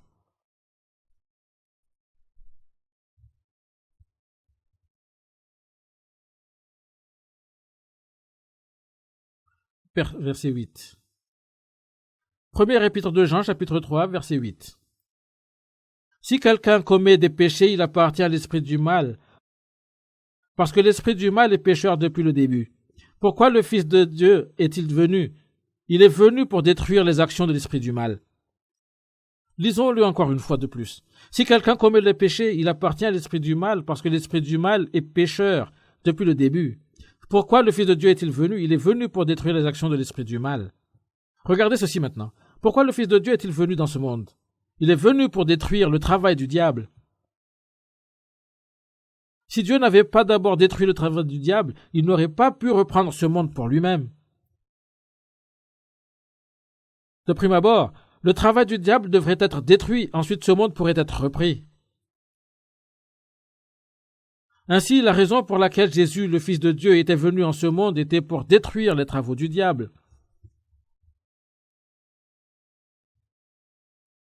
Regardez le début de ce verset. Si quelqu'un commet des péchés, il appartient à l'esprit du mal. Pendant que vous lisez ce verset, examinez-vous. Demandez-vous si vous êtes une personne qui commet des péchés, que ce soit un grand péché ou un petit. Il n'est pas dit ici que si quelqu'un commet des péchés terribles, il appartient à l'esprit du mal. Il est tout simplement écrit, si quelqu'un commet des péchés, il appartient à l'esprit du mal. Ainsi, dans ce cas, même si vous n'avez commis que de plus petits des péchés, le fait qu'une personne commette le moindre péché signifie qu'il est du diable. Pourquoi donc? Quand Adam a commis des péchés, c'était la parole de Satan qui a pénétré dans son cœur. La parole de Satan est le péché.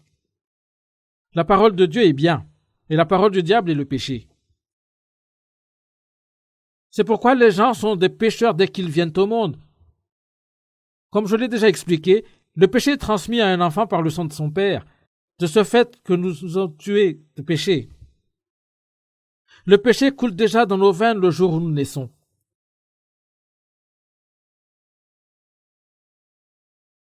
Il n'y a personne qui commet des péchés parce qu'elle a appris à pécher. Naturellement, il y a des exceptions à cette règle. Il y a des péchés qu'une personne peut apprendre pour le commettre. Mais fondamentalement, le péché coule juste automatiquement de nous. Pensez-y. Ressentez-vous de la haine pour autrui parce que quelqu'un vous a enseigné à ressentir ce sentiment? Même si vous savez au fond de vous que c'est mal de détester les autres, vous les détestez encore. Vous savez au fond de vous-même que vous ne devrez pas vous fâcher, pourtant la colère monte en vous. Comment cela se fait-il?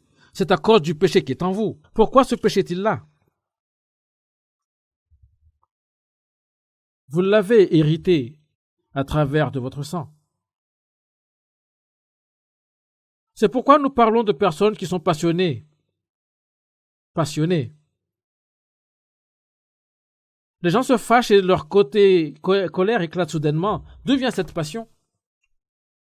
C'est parce que le péché est transmis par le sang et vous vivez votre vie avec ce sang qui coule dans vos veines. Ainsi le péché qui est dans votre sang est manifesté dans vos actions. Le péché de l'adultère, le péché du vol, le péché du mensonge, le péché de la haine d'autrui. Tout type de péché qui existe provient du sang. Ils proviennent tous du sang. C'est pourquoi l'homme commet des péchés. Et c'est ce qui fait que l'homme appartient au diable. Comme il est dit ici, si quelqu'un commet des péchés, il appartient à l'esprit du mal. Vous n'aimez peut-être pas entendre tout ça, mais c'est la vérité et vous devez faire face à cette vérité et l'accepter comme vérité. Ah, maintenant que j'ai entendu tout ça, je vois que j'appartiens à Satan. Jusqu'ici, j'ai pris du temps en ce monde. J'ai vécu comme bon me semblait, ignorant totalement que tout ce temps, j'ai appartenu à Satan. C'est quelque chose que vous n'aurez pas dû savoir, n'est-ce pas? Mais que voulez-vous ou pas, il n'y a rien que vous puissiez faire. C'est quelque chose que vous devez savoir. Si vous n'avez pas su ce qui vous attendait, vous n'auriez pas tenté d'échapper à votre destin, n'est-ce pas? Mais si maintenant vous savez que vous appartenez à Satan, alors vous devez trouver un moyen de vous échapper de l'emprise de Satan. C'est justement ce moyen de vous échapper qu'enseigne la Bible. C'est pourquoi la Bible est très importante. Depuis ma naissance, j'ai appartenu à Satan, mais comment puis-je maintenant m'échapper de l'emprise de Satan?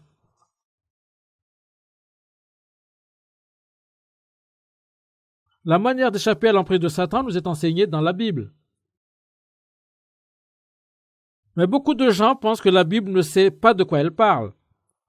Ils la considèrent comme étant une simple compilation des histoires antiques et ils n'aiment même pas simplement la lire. Et parce qu'ils n'écoutent pas ce que la Bible dit, ils ne peuvent pas trouver la manière d'échapper au destin qui les attend. Dans le verset 17 du chapitre 10 de Romains, il est dit: on devient croyant quand on écoute le message, et ce message, c'est la parole du Christ. Beaucoup de gens pensent que s'ils prient fort pendant longtemps, la foi surgira soudainement en eux. Peu importe combien vous pouvez prier ou comment vous pouvez prier, la foi ne surgira pas soudainement chez vous de la sorte. En fait, il vous faut prier, faire attention. Vous pouvez constater, vous priez pendant des heures de cette façon. Mais les visages des gens adoptent une expression si sainte et si j'en prie. Cher Seigneur, cher Seigneur. Ils prient ainsi, mais en réalité cela prouve leur manque total de foi.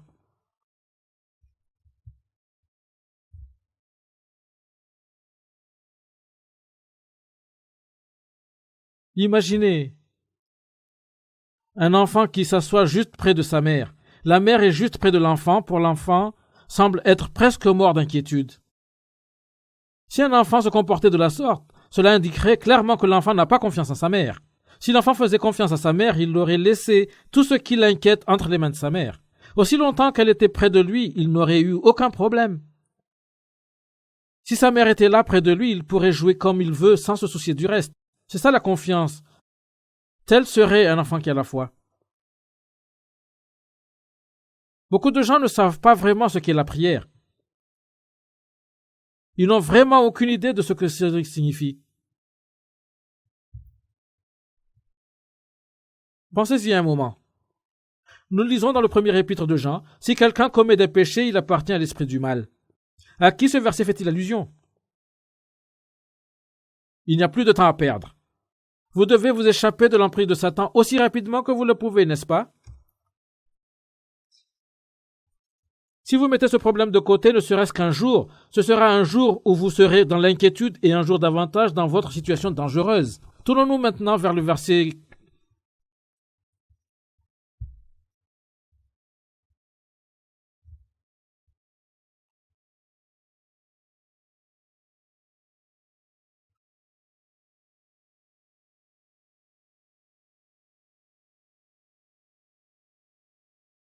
Éphésiens chapitre 4. Éphésiens chapitre 4, verset 30.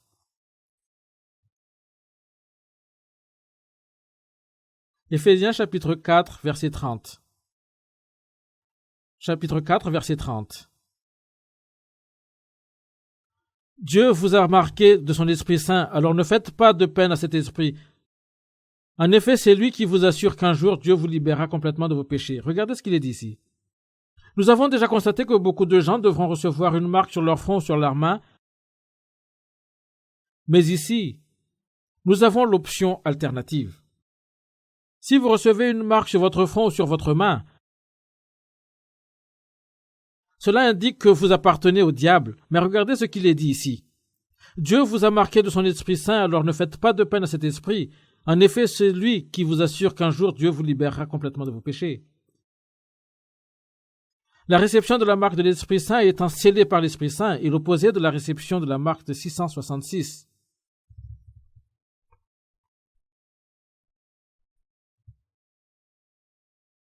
Si vous êtes scellé par l'Esprit Saint, vous devenez la possession de Dieu.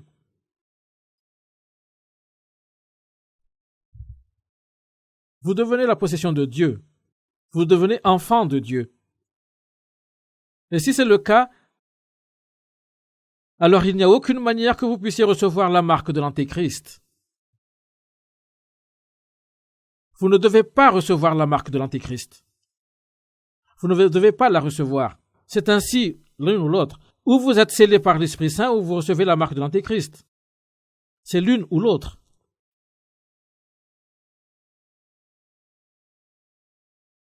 Ce n'est certainement pas une question sur laquelle vous pourrez rester neutre. Il y a plusieurs années, 2 personnes sont venues me voir dans mon bureau. Ces 2 personnes sont venues me voir.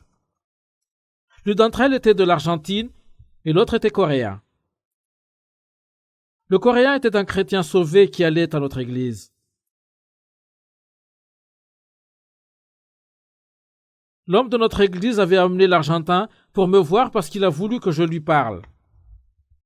L'Argentin était son beau-frère, mais il était également un membre de l'église adventiste du 7e jour. Ils se rendaient tous les deux bien compte de ce qu'il était dit dans le livre de la Révélation, et ils en avaient évidemment parlé ensemble. Le beau-frère argentin avait insisté sur le fait qu'il n'y avait aucun besoin de s'y inquiéter en ce qui concerne de recevoir la marque. Il avait dit que s'il sortait de la campagne argentine et vivait là, il pourrait éviter de recevoir la marque. Il pensait que s'il allait au fin fond de la campagne, loin de toute administration et de toute civilisation, il pourrait vivre non détecté et cultiver la terre afin de survivre. De cette façon, il pourrait éviter de recevoir la marque. Et il avait essayé de persuader son beau-frère coréen d'aller avec lui, pensant qu'il lui ferait une faveur. Mais l'homme qui était allé à notre église a su ce que ceci ne fonctionnerait pas. Ainsi, il l'avait amené à me voir, espérant que je pourrais le persuader.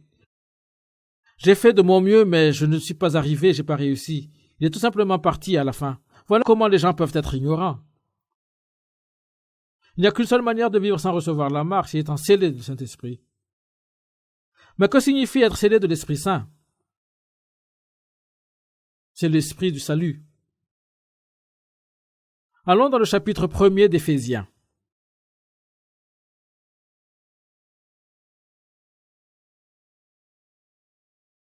Verset 13. Éphésiens, chapitre 1er, verset 13.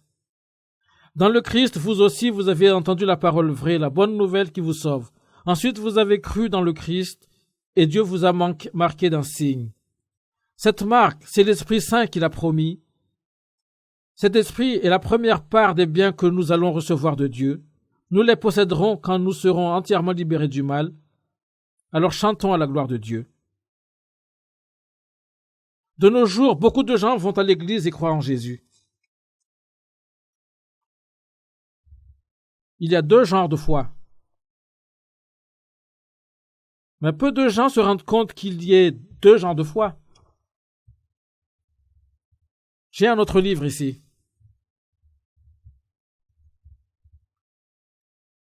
Il s'intitule Le salut de Dieu. Le salut de Dieu. Et il a été écrit par Oswald Smith. En fait, Oswald Smith est mort il y a des années.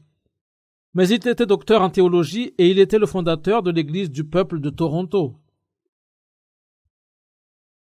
Et il a également écrit ce livre. J'ai trouvé ce livre un jour, peu de temps après que je suis sauvé. Quand j'ai été sauvé, ma vie entière a soudainement basculé et allé dans une direction différente. Et je me suis rendu compte que je ne savais plus prêcher. Alors un jour, je suis allé dans une librairie à la quête d'idées et j'ai trouvé ce livre traduit en coréen. Oswald Smith est aussi passé par un moment assez difficile et a fait tout ce qu'il pouvait dans sa recherche du salut. Il était allé à l'église dès son jeune âge, mais pendant qu'il commençait à se développer et mûrir, il a su qu'il croyait toujours, mais il n'était plus absolument certain s'il irait au ciel ou en enfer. Il n'a pas eu cette assurance. Plus tard, il a même interrompu ses études et est sorti pour prêcher l'Évangile.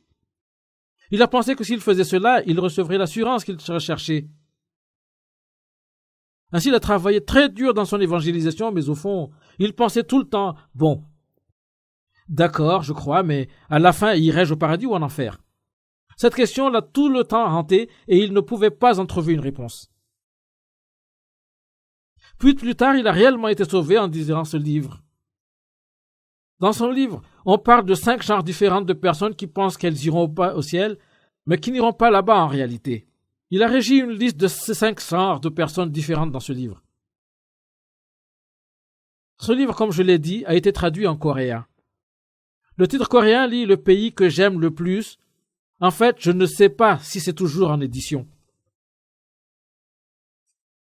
Tout d'abord, comme j'ai dit un peu plus tôt, il y a 2 genres de foi, et nous devons considérer la différence entre ces deux. Tout d'abord, il y a la foi qui peut être décrite en tant que connaissance intellectuelle. Dieu est vivant, il a créé le monde, Jésus est le Fils de Dieu, le ciel et l'enfer existent, et ainsi de suite. Les gens savent tout ceci et y croient. Mais personne ne peut aller au ciel avec ce genre de foi. Naturellement, il est également nécessaire d'avoir ce genre de foi, mais vous devez passer par cette sorte de foi et puis par un niveau de foi plus élevé. Un évangéliste célèbre a dit une fois que le salut est juste à 30 cm de distance. Ces 30 cm sont la distance de la tête au cœur.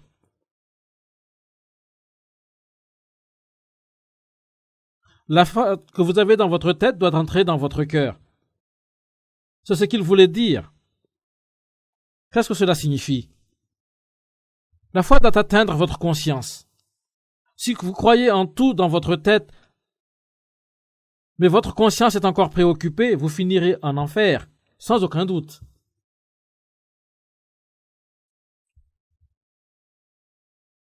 Vous pouvez certainement croire en Dieu.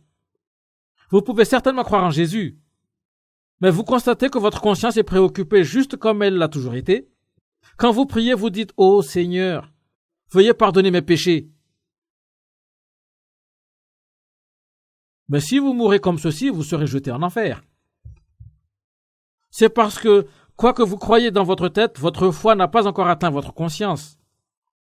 C'est pourquoi vous n'avez aucune paix dans votre conscience. C'est la foi entre votre conscience. Vous trouvez la vraie paix dans votre conscience. C'est la vraie foi. De nos jours, beaucoup de gens croient en Jésus. Et ils croient en Dieu, mais ils se heurtent à un obstacle en ce qui concerne leur conscience. Satan les trompe sur ce point.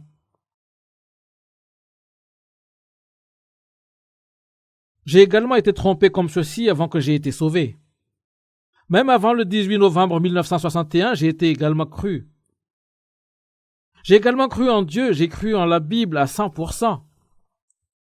J'ai appris par cœur nombreux versets de la Bible, y compris certains de ceux que nous avons lus. J'étais une personne qui a prié beaucoup et cru fermement. Mais le problème était que je n'ai jamais eu la moindre paix dans ma conscience.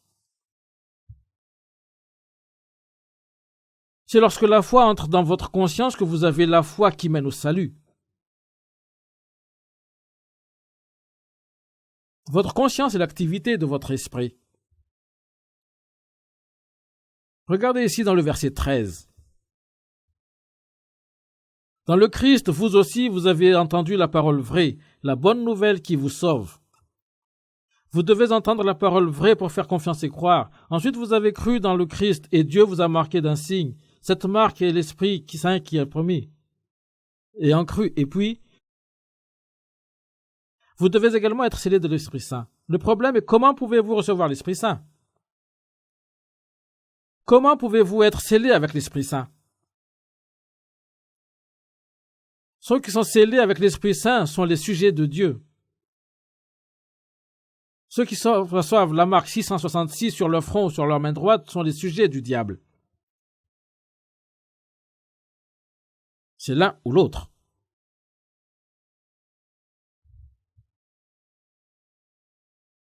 Pensez-y.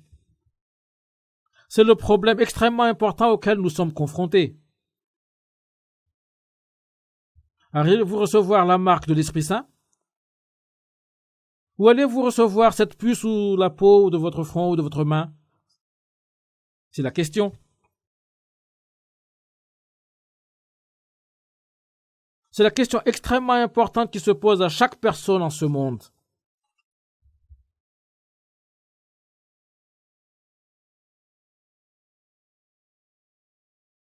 Chacun qui reçoit la marque sur son front ou sur sa main sera jeté en enfer. C'est ce qui est écrit dans la Bible. Les mots qui ont été enregistrés dans la Bible il y a environ 2000 ans maintenant sont révélés en notre monde aujourd'hui.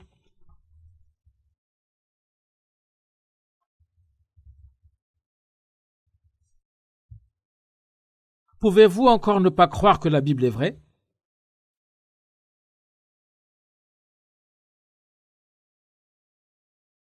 J'espère que vous n'allez pas simplement écouter ces mots et les oublier. J'espère que vous maintiendrez toutes ces choses dans l'esprit quand vous affronterez vos vies quotidiennes et y pensez profondément.